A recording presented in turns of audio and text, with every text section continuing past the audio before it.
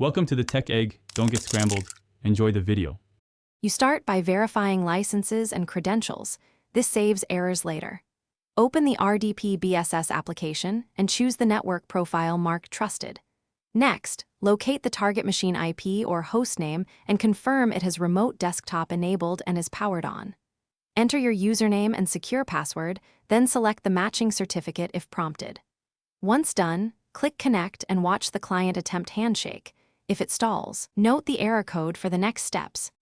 Once connected, refine the session settings to match performance needs.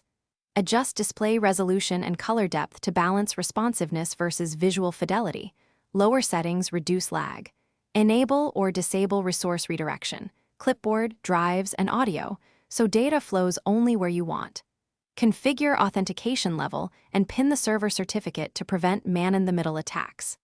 After changing settings, disconnect and reconnect to apply them. This ensures the server accepts new parameters and prevents session mismatch issues during active work.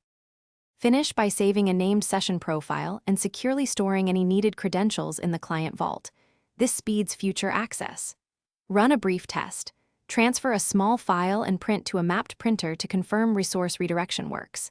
If connection fails, first check local and server-side firewalls, confirm DNS resolves the hostname, and verify the server certificate is valid and not expired.